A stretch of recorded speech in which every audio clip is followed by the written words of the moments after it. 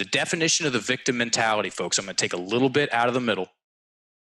This is the verbatim definition of the victim mentality. The victim mentality is an acquired personality trait where a person tends to regard himself or herself as the victim of the negative actions of others, even in the absence of clear evidence. The victim mentality depends on a habitual thought process and attributions. That second sentence is right between the eyes, right where it belongs.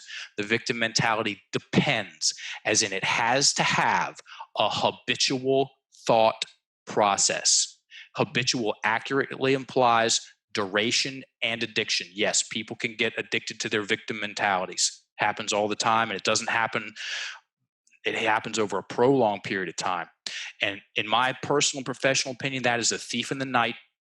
It's the most expensive thing on the planet. It robs people of their time, their energy, the train wrecks their imagination. It keeps their breathing trapped. It's all coming from a glitch in our language. That's a lot of talking, man. What you thinking? Like, I'm taking notes over here. I've got like 50 things I just wrote down. So if somebody gets trapped in this victim mentality and you notice them spiraling into this negative habitual conversation in their own minds, as a leader or mentor coach, how do you rewrite that story with them? Like, I coach a lot of CEOs. I coach a lot of people, and I struggle like helping them shift how they see things. Like, is there kind of a framework to a word conversation, like a way to rewind a little bit and help them see a new Ford F-150? Like, you're looking at some beater Oldsmobile, like, hey, how do we dress this up prettier? Like there's got to be like, start looking at the Lambos out there, dude. Like, not the beaters. Yes. Well, this brings up an interesting part of the conversation, or a different flavor of interesting. The definition of a spell, yeah, I'm going there. Webster's definition of a spell is a word or a combination of words of great influence. That's it. And you have a big nose just like me is a combination of words that greatly influenced that little girl, or always err on the side of being a person that is awesome. That's also a combination of words of great influence. There is, folks, the first place to start, if you want to break these old spells that are forcing you to see yourself as not good enough, or pick your flavor of self-sabotage, write those stories down. Write those stories down. The difference between having a story running in your mind and having a story written on paper, it's night and day. It's the difference between having a draft to hand in high school or college and not handing in anything at all. Once someone writes down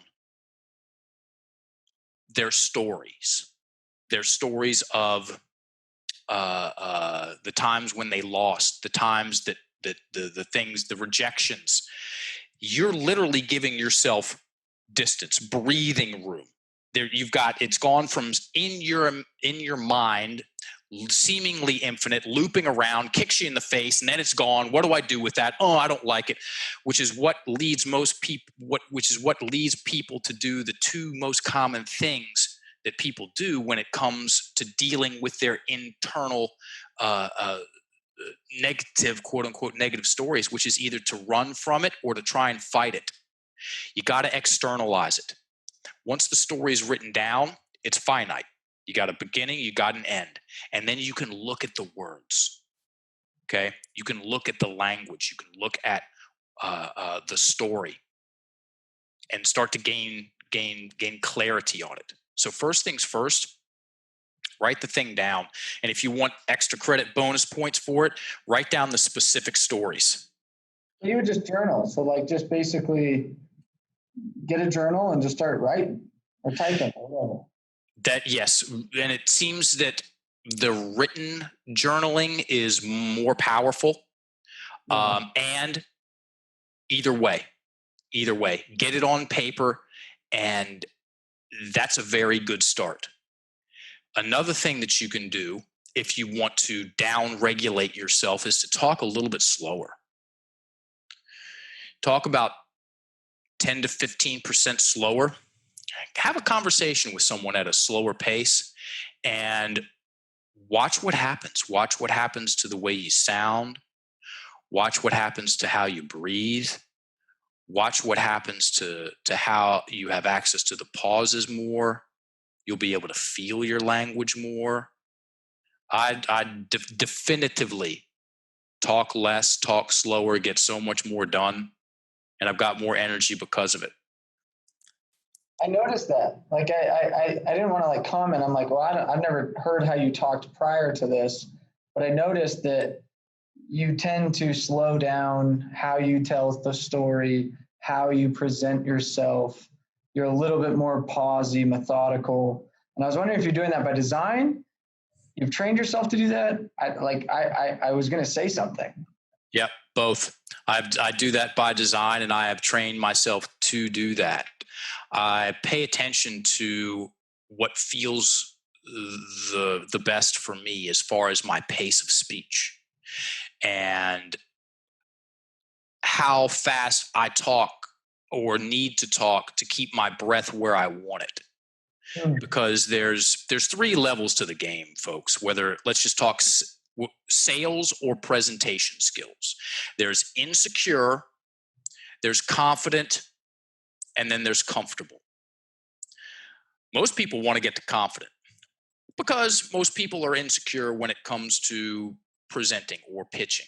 I understand that, okay? I'd lived that. And guess what? There's a promised land past confident.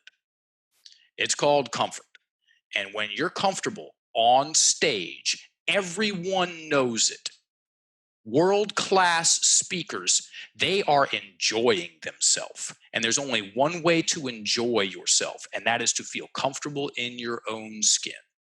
Yeah. And when you're comfortable, your audience is just they're unpuckered too, and they're along for the ride. It's same thing with sales. When you're comfortable in your, create the state. Let's go Tony Robbins on it. Create the state first and foremost. It's not excited all over the place, jazzed up to the gills, man. No. If you're looking for longevity in your career, you want to get comfortable as soon as possible. Yeah. And that's also mastery. I don't know one person that has mastered anything who's breathing in their chest.